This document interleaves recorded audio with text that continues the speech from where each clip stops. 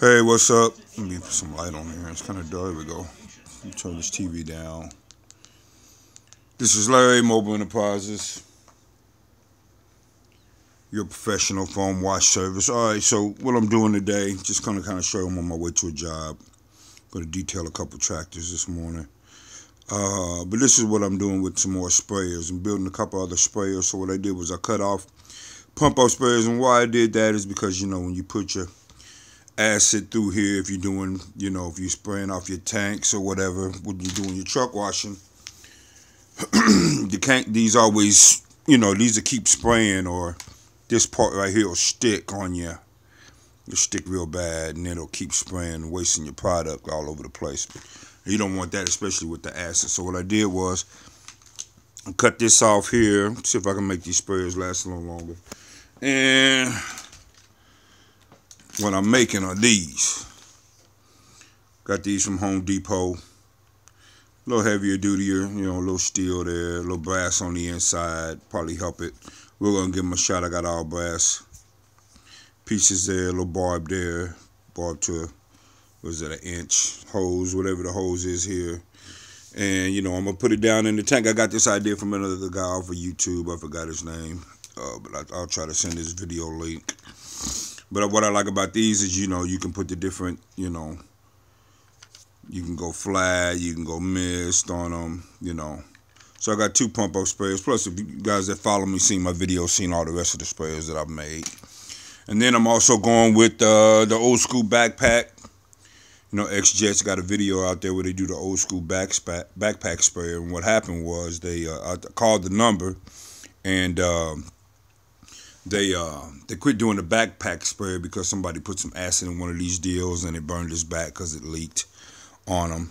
So once I get through building it, you'll see it, but I'm gonna put a piece of I got some memory foam from after I had my surgery. I don't need it anymore, so I'm gonna cut some memory foam, and I got some Velcro straps coming here, and I'm gonna Velcro memory foam right here, so up against the person's back. So if it does leak, it's gonna come down the memory foam. Plus, I'm gonna have them at wear, my high visibility plastic vest to kind of give it extra added protection. And then of course you'll wear a jacket in the wintertime. But this is an extra sprayer for when, and you'll see how it works. It got a barb here. I cut the handle off. I'm not even gonna put the handle for the pump. We're just gonna go all fluid here. And then to keep the gun strapped down, I'm gonna run the hose that I'm gonna use. The wand that I'm gonna use. It's gonna be a short wand, of course. Gonna run it through here. Then I'm gonna run the hose, let the hose through here, and then I'm gonna tighten it down. So it'll be the gun that I use for this roundup only.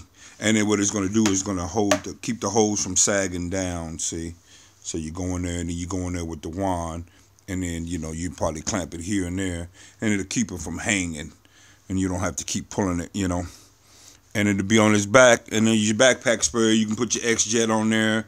I'm going to use my foamers, see how that works. I also got another pump-up sprayer I'm building. This one's got a bigger orifice, bigger end on it. It's a 3-gallon sprayer that I'm building, and I'm just going to add a little extra hose to it, cut that, and add a little extra hose to it, make it a little longer, so you can get the top of those. If you're doing sleepers, you need to get the very top, or whatever. You might be doing a house or whatnot. You want to put, you might have some rust on the house, and you don't want to put it through your big sprayer. You just put it through, a little pump-up sprayer to hit that rust real quick. And if the rust is kind of high up, you can use a longer pump-up sprayer to get that. So just kind of let you know my new little gadgets I'm putting together. This one I'm gonna try out today. These pump-up sprayers, I'll try to give you a review and let you know how those work. And then also with this I'm going to be using Saturday for one of my smaller accounts. Only use the BackPack for when I'm, if you're out on a job and you don't want to use, you don't want to waste a whole lot of water. So because if, let's say, the job site doesn't have water where you can fill up. So what I do is I get these little sprayers, and I'll use, like, the sprayers that you've seen, and I'll use those on my foam balls to kind of save on the water, because it uses a lot less water when you're using your foam. So I can keep water in my tank, and I don't have to unreel, especially if the location doesn't have water. But they only have like a small fleet of maybe 10, 15 trucks. You can do that with with my setup. I can do about 15 trucks with about 250 gallons of water or less, using my high pressure hot rinse and my backpacks or my roll around sprayers that I got. And actually, when I talked to the guy from the X-Jet that used to make these backpacks, they actually use a roll around versus a backpack, kind of like the roll around that I made up from that generator cart. So they were already ahead of me. But either way, so these are just some ideas on some sprayers. Like I said, got my house shoes on still. Get ready to, feet all ashy. Get ready to head out and detail about 3 tractors and a real dirty cargo van. Make a little money this morning and then do my fleet work on the weekend. So there it is, guys. Comment, I'll let you know how it turns out. Subscribe at the bottom. All my pressure wash guys out there putting in work.